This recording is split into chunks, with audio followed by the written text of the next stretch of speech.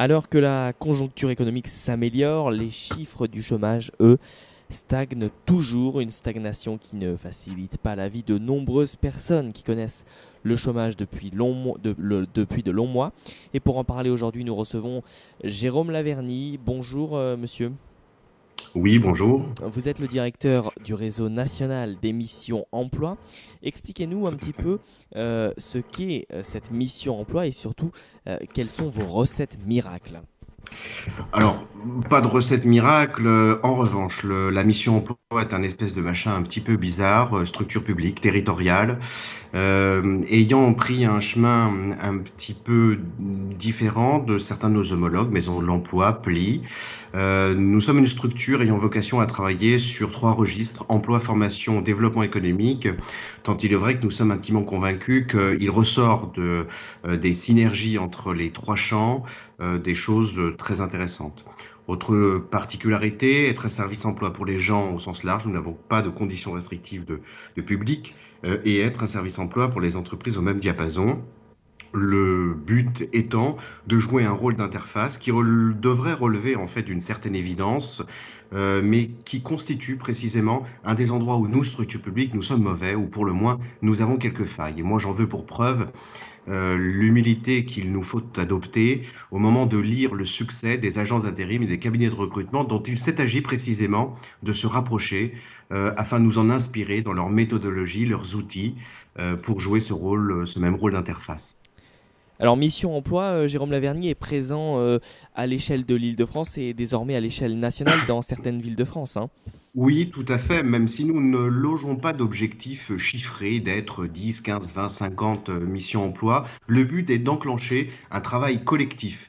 Ce qui, sans faire de mauvais jeu de mots, n'est pas toujours très évident entre collectivités locales, un fichier partagé de candidats, un fichier partagé d'entreprises, de contacts et un fichier partagé d'idées.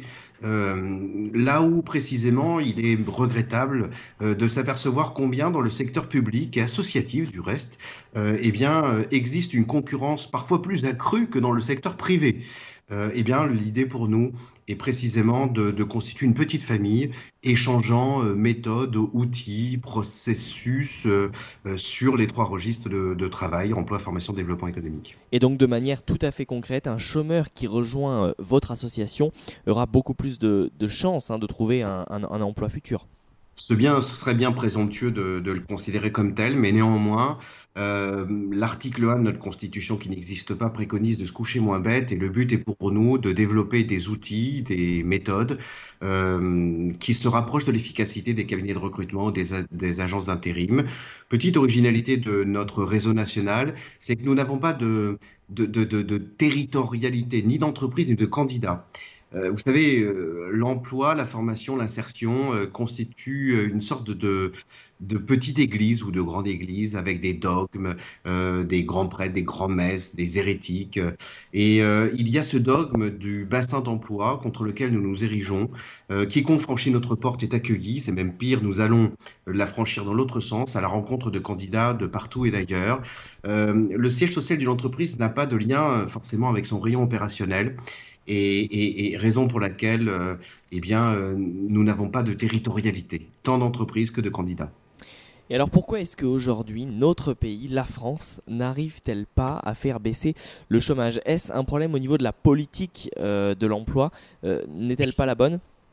Je vous disais tout à l'heure, pas de recette miracle. En revanche, il y a quand même quelque chose qui est facilement constatable depuis un certain nombre de mois, c'est que on envisage toujours sous le prisme précisément d'une recette miracle, d'un plan complètement mirifique, une réforme de l'emploi. Là où, à mon sens, la meilleure réforme de l'emploi devrait déjà se borner à apporter un certain nombre de correctifs par rapport à des choses simples, concrètes, pragmatiques qui malheureusement, ne sont pas corrigés. Je vous prends un seul exemple. Aujourd'hui, on ne dit pas du tout, on ne dit pas assez, combien, nombre d'offres d'emploi ne trouvent pas preneur. Et c'est un réel souci. C'est un réel souci. Parmi tout un tas de faisceaux de raisons, il y a aujourd'hui des métiers qui, dans notre pays, quoique se disant en crise, est un pays qui ignore ou méprise les métiers manuels. Pour dire les choses concrètement, en fait, il y a un certain nombre de ces métiers manuels vers lesquels on oriente les pires élèves. Voilà. C'est pas très sexy d'être charcutier, chaudronnier ou crémier fromager. Et c'est culturel en fait. Pour un jeune, dire le samedi soir à ses copains, bah, écoutez les gars, je suis charcutier, crémier fromager, j'en sais rien, bah, ça le fait pas, comme on dit dans l'air du temps. Raison pour laquelle aujourd'hui, on manque cruellement de candidats sur ces métiers-là. Mhm. Raison pour laquelle aussi le thème des travailleurs, comment dire, détachés est pris sous un angle complètement à côté de la plaque. Oui, il y a un problème juridique, administratif, j'en conviens. Mais si tant d'entreprises recourent à tel travailleur polonais ou portugais ou je ne sais de quel autre pays, c'est bien aussi parce qu'un certain nombre d'entreprises sont confrontées à un problème, c'est que dans un certain nombre de métiers, il n'y a pas de candidats, il n'y a plus de candidats. Et ça, faut avoir le courage de le dire. Et oui, Voilà. les chiffres le montrent aussi, hein. Jérôme Lavergne, en 1982, 56% de la population active était sans diplôme. Il n'était que 20% en 2013. Mais alors, faut-il réellement favoriser dans notre pays le travail non qualifié?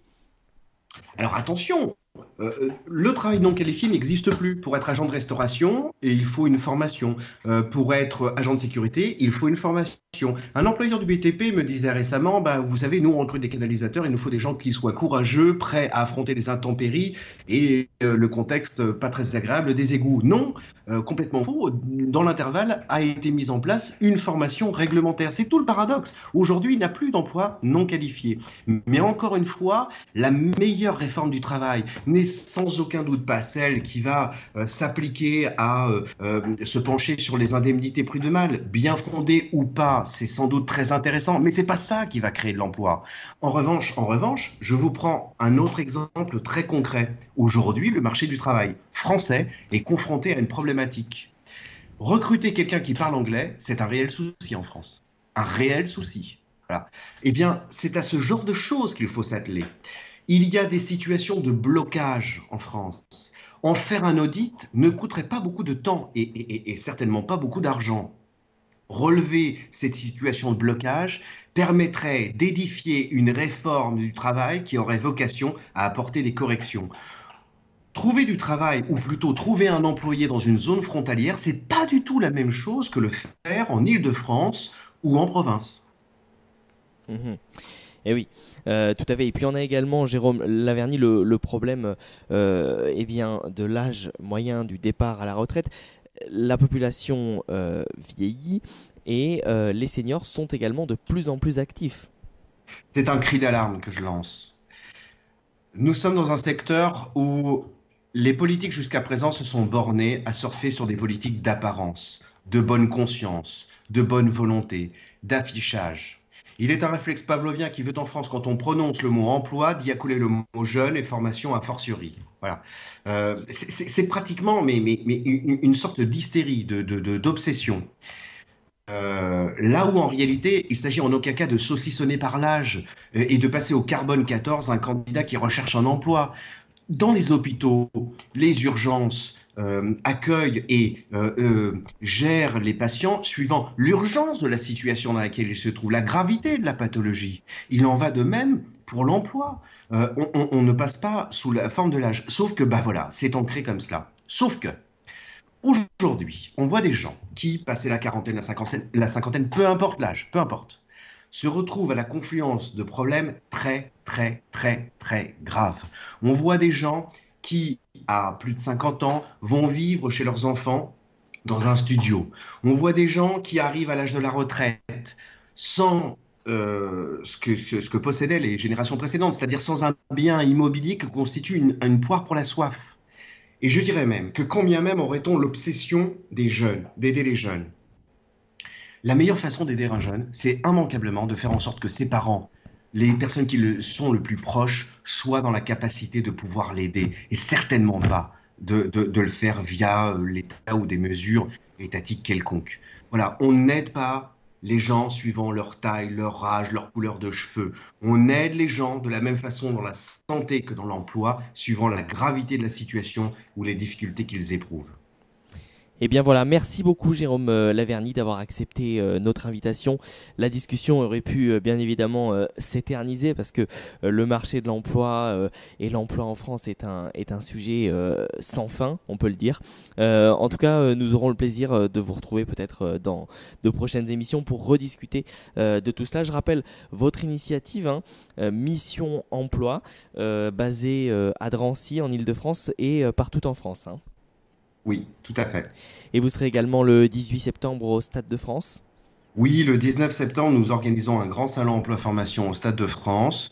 Tout le monde y est convié, pas de critères de taille d'entreprise, il y a des TPE, des PME, des grands groupes.